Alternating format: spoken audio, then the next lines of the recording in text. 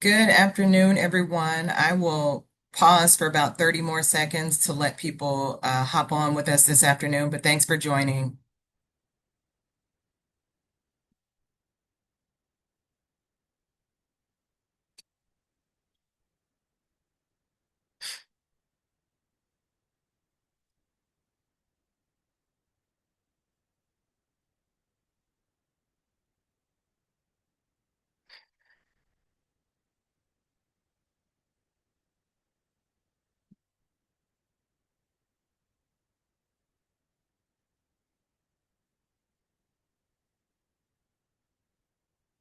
All right, I will go ahead and kick us off. Good afternoon, everyone, and thank you for joining our April monthly policy update. If you are new here, as always, welcome. Independent Sector hosts this monthly series as an exclusive benefit to our members to provide you the latest updates on Capitol Hill, policy developments, regulatory developments, legal developments, and their implications for the charitable sector. So we're glad that you're here. I know that the last couple of days have been a lot for the sector and for advocates. And so this meeting feels, or excuse me, this update feels especially timely. And with that, today's agenda will start with an update on the SCOTUS decision, which came out yesterday. I know that there's been a lot of news and coverage on the decision. And so my colleague Esther Jory will join us in just a second to provide an overview of what came out of that case. And if you all remember, we covered that more extensively, the details on it back in our February monthly policy update. And so Esther will give us that update here shortly. Following Esther, we will hear from my colleague Travis Swanson with some government relations updates, just a lay of the land on what's happening in Capitol Hill this week via the monthly DC download that goes out every month. He will give you some updates from our April edition of that.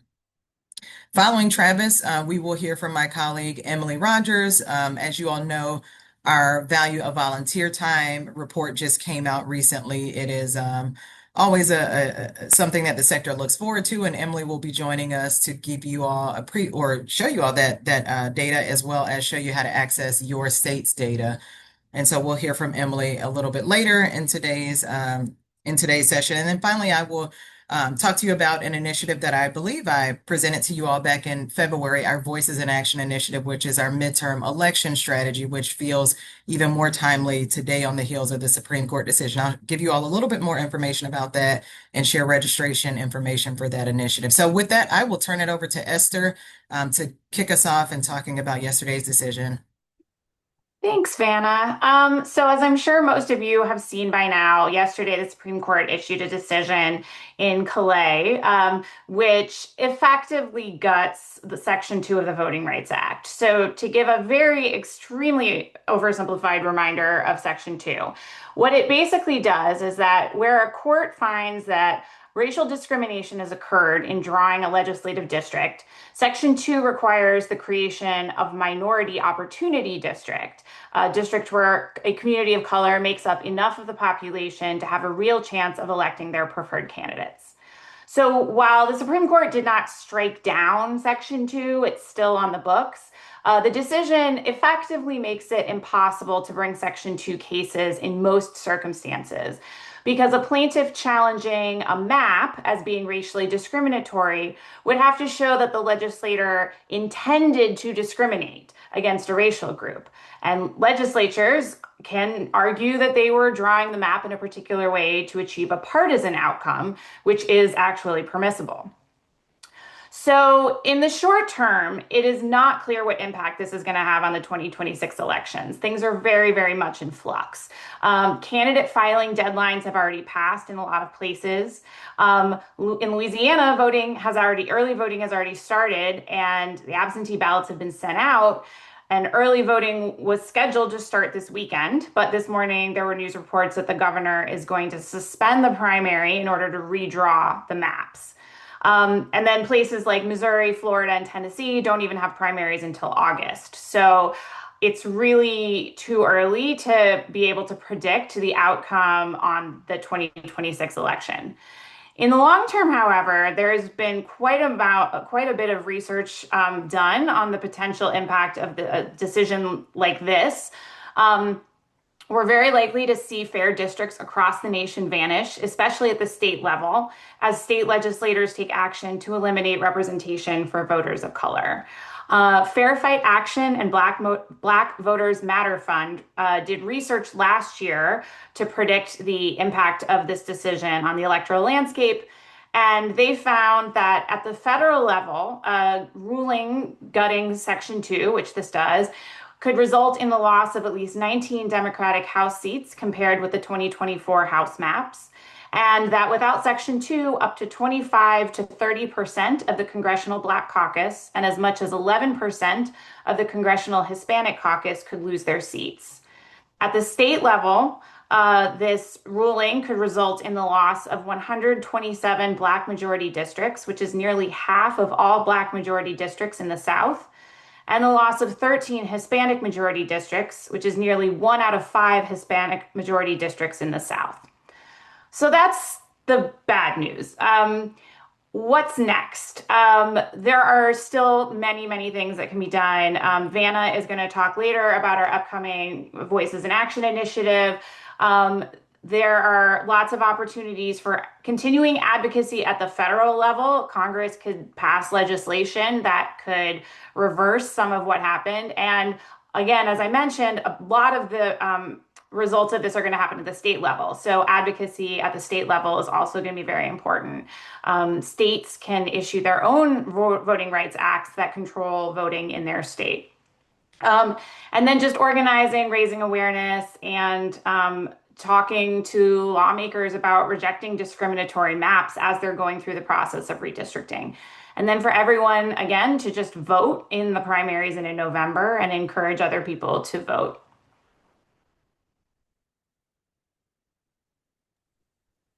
Awesome. Thank you, Esther. Any questions for Esther on the SCOTUS decision or just moving forward implications?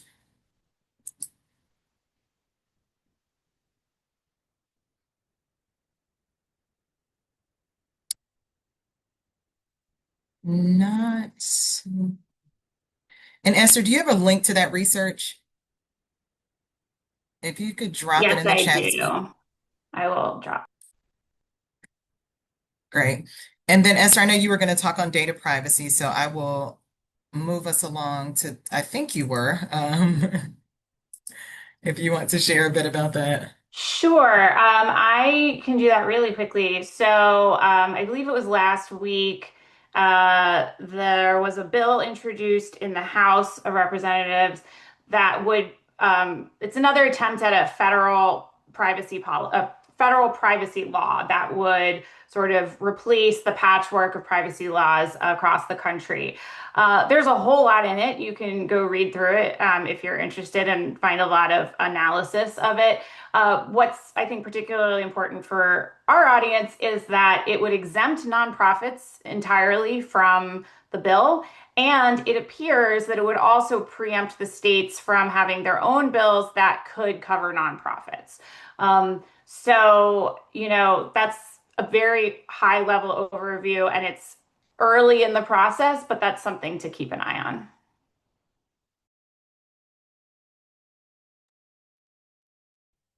Thank you, Esther. Going to pause here again before you have to hop off, Esther, to see if there are any other questions or comments related to either data privacy or the SCOTUS decision. And thank you for posting that link in the chat. And then a question here, Nat, or excuse me, a question here, Esther, is the exemption a positive or negative? Um, I don't think there's a straightforward answer to that. Obviously, compliance burdens are real, and I think that most of the time these bills are written not with small nonprofits in mind. They're thinking about large corporations that would be complying. And so there definitely can be a very real mismatch between what's required in a bill and whether or not nonprofits can realistically comply. On the other hand, many nonprofits deal with incredibly sensitive information of their constituents. And so, I don't know, I can't say whether or not it's like there's no right answer to whether or not we should or should not be exempted. I think that the conversation needs to be about how do we either craft a bill that takes into account the realities of nonprofits, or how do we as nonprofits sort of make sure we have governance in place so that even though we're not required by law to comply with these things, we're making sure that the interests of the people we serve are protected.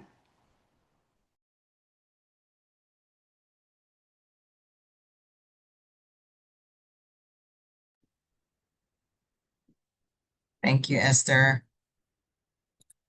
All right, and seeing no other questions here, I will move us along to some government relations updates from my colleague Travis Swanson. So Travis, I'll turn it over to you, and we will also share the DC download in the chat, which a lot of what Travis will refer to here will mention, or excuse me, will mention here will refer to. So Travis. Yes, thank you, Vanna. I'm trying to come off video, but it says that my video is disabled by the host. So I'll just start and we'll see if that resolves. That resolved quickly. Okay, you can see me now? So I just want to start with some good news for the sector on the Johnson Amendment. As I know most of you are familiar with the Johnson Amendment is the provision of tax law that restricts 501c3 organizations, including religious organizations, from participating in partisan political campaigns. So this has been a key provision for the sector for decades. The Johnson Amendment is actually named for former President and then Senator Lyndon Baines Johnson of Texas, not of Speaker Mike Johnson. It's a little confusing because there are a lot of Johnsons. And it has been under pressure and the source of some litigation over the past year-ish. So a case called National Religious Broadcasters v. Besend was trying to carve out religious organizations from these restrictions entirely. Last month, the Fifth Circuit Court of Appeals dismissed the lawsuit. The court found that it didn't have jurisdiction to hear the case under something called the Tax Anti-Injunction Act, which prevents the courts from blocking IRS enforcement actions. Now, this wasn't a ruling on the merits of the case. The court didn't say that the Johnson Amendment is untouchable, but the practical effect is the same. The challenge failed, and the existing framework will stay in place. And this particular avenue for weakening the amendment is now closed. So why does this matter for your organizations? Because a carve out for religious organizations wouldn't have stayed contained. It would have created pressure to extend similar exemptions more broadly, opening up the door to the politicization of the nonprofit sector as a whole. And the line held this time. So we're continuing to watch this, but this is a pretty big development in a case that we've been talking a lot about over the last year. So really glad to see that this is the way that the court case ended. That the judge ruled that I don't have the authority to touch this. Like I said, that's not on the merits of the case, but still the outcome is the same. So we're pleased to see this, and just kind of continuing to watch to see what Congress may or may not do. So next, I want to talk about Reconciliation 2.0. And if that word is starting to sound familiar, that's because it should. Most of you are aware that last year the so-called One Big Beautiful Bill was signed into act on July 4th. And that was the first major reconciliation package of this Congress. Senate Republicans are now moving towards the second one. The Budget Committee chairperson, Senator Lindsey Graham, a Republican of South Carolina, unveiled a budget resolution last month that would fully fund ICE and Border Patrol through the end of the current administration, so through January of 2029. So that's roughly 70 to $80 billion through that period, through the rest of the president's term. So the reason they're using reconciliation is the same reason they used it before. It bypasses the Senate filibuster process, meaning that they only need a simple majority of votes to pass it versus 60 votes for something that is typically subject to a filibuster. Senate Democrats have repeatedly blocked Homeland Security funding through the regular appropriations process, so Republicans found another way around it via the reconciliation process. Now, the budget resolution itself isn't the reconciliation bill. It's the vehicle that enables one. So relevant committees will have until May 15th to submit their proposals. So this is still in early stages. And here's why we're watching it closely. The one big beautiful bill already directed more than $170 billion, that's billion with a B, towards border security and immigration enforcement. This package would put another 70 to 80 billion on top of that. And every dollar that's allocated here is a dollar not going towards domestic programs and community services that nonprofits help deliver. When the fiscal picture gets this tight, the sector feels it, and we want to make sure that your organizations are tracking where these budget decisions are heading. Let's see here. Up next, I just wanted to give another update on the Public Service Loan Forgiveness Program, or PSLF. This is another thing we've been talking about quite a bit over the last year. And this one hits close to home for a lot of nonprofit employers on this call. So, quick background context for anybody who's not familiar. PSLF was created in 2007 with very broad bipartisan support from Congress and was signed by President George W. Bush. The premise was straightforward. If you work for a qualifying public service employer, including any 501c3, and make 10 years of income-based loan payments, your remaining federal student loan balance is forgiven. This has been a significant recruiting and retention tool for the nonprofit sector. The Trump-Vance administration finalized a rule last fall that is not yet implemented but finalized that would change that policy. Specifically, it would give the Secretary of Education discretion to disqualify employers based on their mission or perceived ideological alignment. The standard they've introduced is whether an organization has a, quote, substantial illegal purpose, which sounds reasonable until you realize it's completely undefined. That vagueness is the point. It gives the administration broad latitude to target organizations whose work doesn't align with its priorities without ever having to clearly say so. The response from Congress has been a Congressional Review Act resolution, which is bicameral. It's led by Senators Tim Kaine of Virginia, Kirsten Gillibrand of New York, and Cory Booker of New Jersey in the Senate, and Congressman Courtney in the House. It's drawn more than 24 Senate co-sponsors, including Minority Leader Chuck Schumer. So to get to the floor, they need 30 signatures, and a simple majority carries it. So this is one to watch, both for what it means for your employees carrying student loan debt and are working towards PSLF, and for what it signals about the administration's appetite to use program eligibility as a political lever. So this next update is a little bit more in the weeds on appropriations, but it matters for how the sector gets counted. And if you've ever tried to make the case for nonprofit workforce investment using federal data, you'll understand why. The Bureau of Labor Statistics publishes something every called the Quarterly Census and Employment and Wages, or QCEW, which is the primary federal data set tracking workforce trends across the economy. And they publish that, as the name implies, every quarter. It's what policymakers and researchers and advocates use to understand where jobs are, how wages are moving, and where the workforce needs support. Nonprofits account for approximately 10% of the national workforce, and yet nonprofits are not included in this report. The BLS publishes a separate nonprofit-specific report, but only about once every 5 years. And it's not even defined every 5 years. It's kind of every 5 years-ish. So that's not a data gap. That's an invisibility problem. In Congress, Congressman Seth Magaziner and Senator Jack Reed, both Democrats of Rhode Island, led a bicameral sign-on letter to the Labor HHS Labor, Health, and Human Services Appropriations Subcommittee, asking for $4 million. That's million with an M, so we're talking a pretty small number here in terms of the federal budget, in the FY27 appropriations package to fix that. Specifically to fund BLS to incorporate nonprofit workforce data right into the quarterly report that they're already doing on a regular basis. So $4 million, like I said, that's a very modest ask for what it would return in terms of the data infrastructure for the sector. The letter is closed within earlier this month with strong numbers, 28 signatures in the House and 26 in the Senate, which was a pretty meaningful increase in both chambers from the FY26 effort. So this kind of momentum on an appropriations ask matters. If members from your state signed on, it's a conversation worth having to thank those offices. I'll be dropping a link in the chat so you can see who signed on. Um, be on the lookout for that.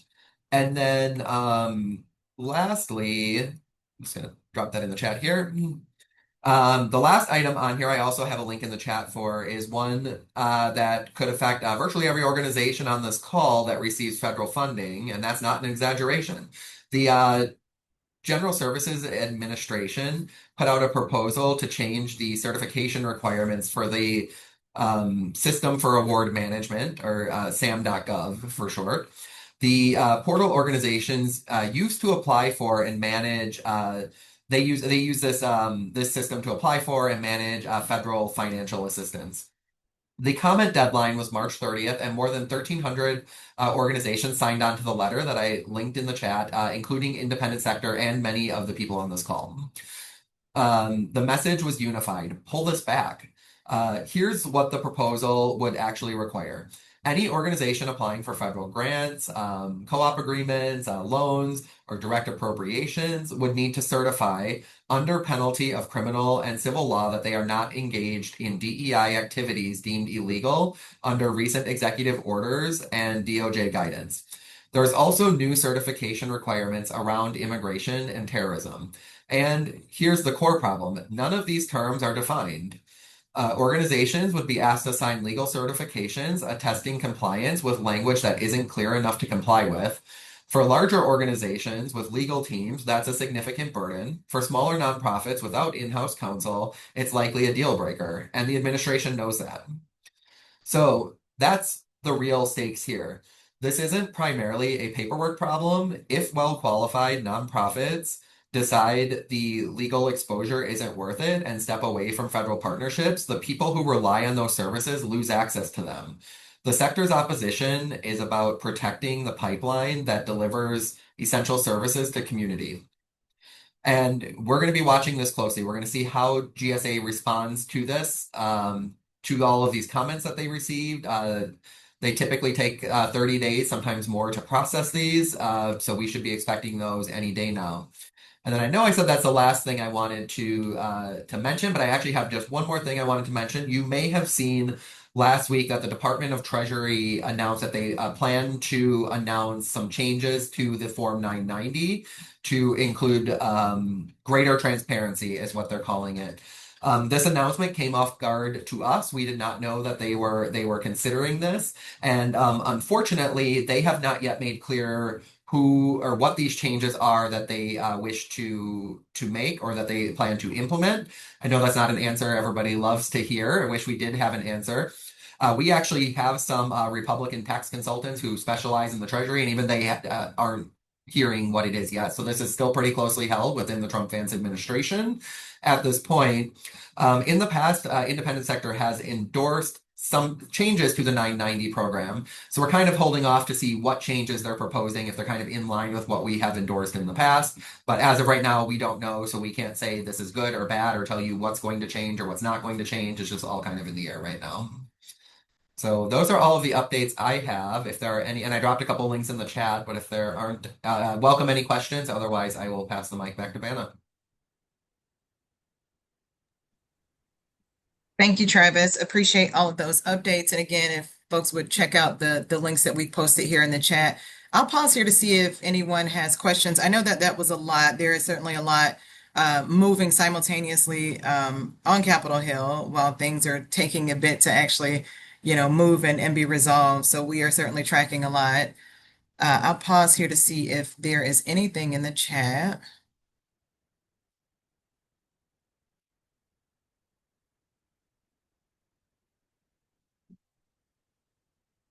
Not seeing anything. I will move us along. And if questions do arise as we move along here to the value of volunteer time, please feel free to drop them in the questions box and I'll come back around to you, Travis. But thanks again for the update. And again, people can find these updates in writing via the DC download, which we posted in the chat as well. And so next on our agenda, I want to bring on my colleague Emily Rogers. As mentioned earlier, we just recently released the value of volunteer time, which I believe is one of the most clicked links on our website. So people are always excited for this data each and every year. And so Emily, I'll turn it over to you to talk more about what this year's data shows and how people can access their own state-based data. Great, thanks, Vanna. As Vanna mentioned, we did just release the value of volunteer time on National Volunteer Week, and that's something that we do each year. Um, the value of volunteer time is important for a few reasons, but one of them is that um, in order to have a healthy charitable sector workforce, or a healthy charitable sector, you need a thriving workforce, and volunteers are an essential part of that workforce. And we know that the huge multifaceted impact of volunteers can't be fully quantified or captured with $1 value, but we have heard that this estimate is very important and valuable nonetheless. It's one of the only metrics that nonprofits don't have to generate in-house to show impact. They don't have to collect information about volunteer retention rates or satisfaction. They can just use this right from our website. So I'm going to go ahead and share my screen. I am requesting to share my screen. So while we see how that goes, oh, here we go. Thank you all for your patience. Okay.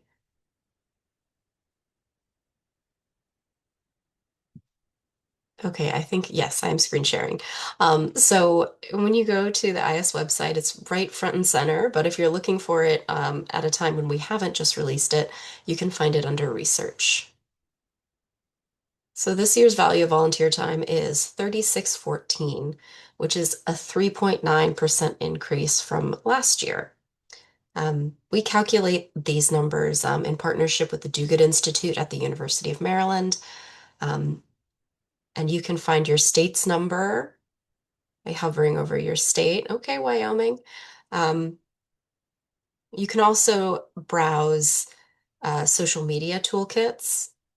So if you want to share directly, Um, you can share the national number. You can also access your state's value and share that right through here. So it's very easy. You can also download it and share it separately. I also want to highlight that it is included on the nonprofit sector state profiles. Um, it's a wonderful metric to share with policymakers to demonstrate the impact of volunteer programs. And that's something that you can easily do with the state profiles, and you see we have it right here. Um, I will stop sharing now. And one of the things we're really excited about this year is we're in the beginning of stages of our Value of Volunteer Time 2.0, which is an effort to evaluate the feasibility of more specified value of volunteer time estimates, potentially by metro area, subsector, and skills-based volunteering. So we're really excited to start figuring out what's possible there. And that's an effort that is a direct result of people reaching out to us saying, hey, we want some more specific data on this. So thank you all for doing that. And thank you, Emily, for your work every year on this research. And I also want to lift up related, because this is our monthly policy update. We do have a bill that we track it related to volunteer efforts. It's the Volunteer Driver Tax Appreciation Act, which was reintroduced in this Congress. It is, I think, House Bill 1582. And if I'm remembering correctly, on the Senate side, 1177. But the bill would essentially raise the reimbursement rate for volunteer drivers to match that of for-profit driving reimbursement rate. So on the volunteer side, it's currently 14 cents that can be 14 cents per mile that can be reimbursed for volunteer drivers, and that number has stood since 1997. So nearly 30 years that's been the rate, whereas the IRS business rate is about 72 cents, 72 and a half cents per mile. So this legislation would raise the volunteer rate to match that of the IRS the IRS business rate. And so we've dropped a link to that action alert in the chat here. If you all would share that, if you all would reach out to your members of Congress, it's a bipartisan bill. And so would love your support on that. And I'll pause here to make sure we don't have any questions or comments on the value of volunteer time.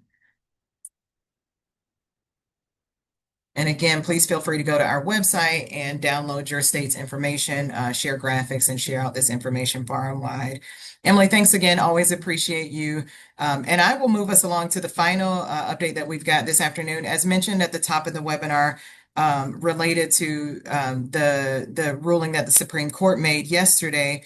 I know that I mentioned this in our March monthly policy update, but independent sector, along with nonprofit Vote, the League of Women Voters, and Alliance for Justice's voter advocacy program, we are combining to launch Voices in Action. It is coming up on this Tuesday, May 5th. We have our launch webinar that's taking place at 2 p.m.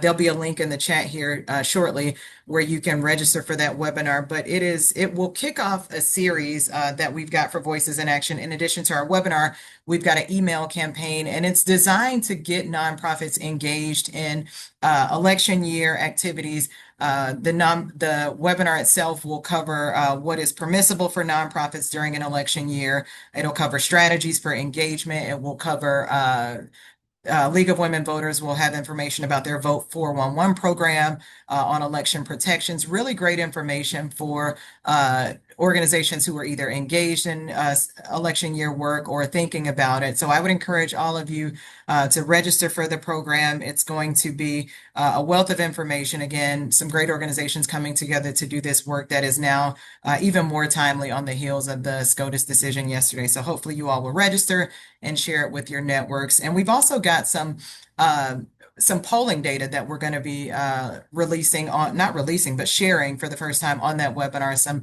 polling data on the public perception of nonprofits engaging in election year work, in voter engagement and candidate engagement type of work. So we're really excited about the work that's going into this initiative and hope that you all will join us for that. And so again, the link is posted in the chat for you all. Any questions on Voices in Action on any of our, Jody, I think you're referring to the Voices in Action webinar. That will be shared, that will be recorded and shared out. In addition to the webinar, like I said, there's also a check mark for you all to opt into the larger Voices in Action initiative, which in addition to the webinar, it's going to be an email campaign.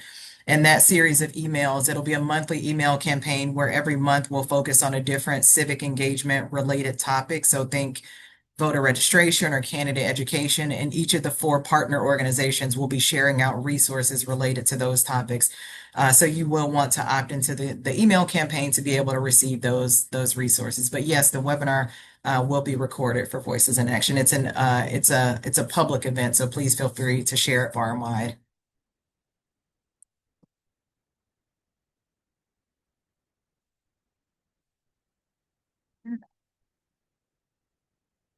Pausing here again to see if there are other questions. And I failed to share this earlier, and not to clog the chat, but I did want to share a statement from our president and CEO, Dr. Akilah Watkins, on the Supreme Court decision yesterday. That statement's in the chat for you all as well.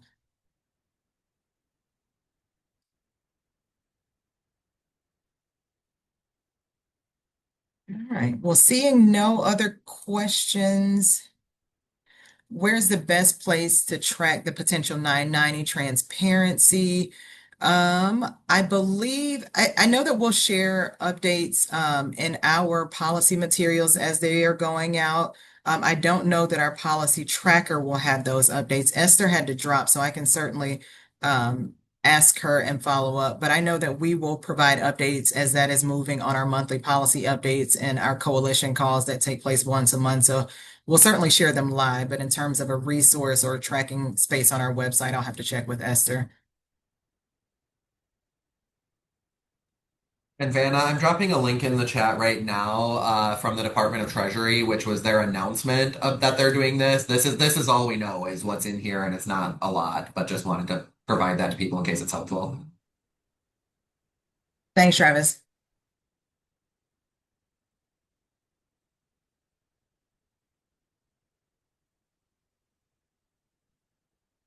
Thank you. Any other questions here before we sign off? Thank you for that link, Travis.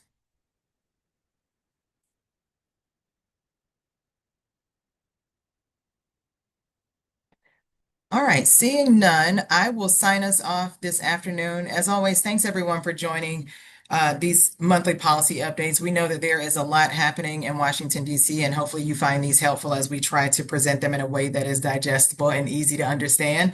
Our next monthly policy update will take place on Thursday, June 25th at 2 p.m., so we hope to see you all there. Thank you again and have a great afternoon.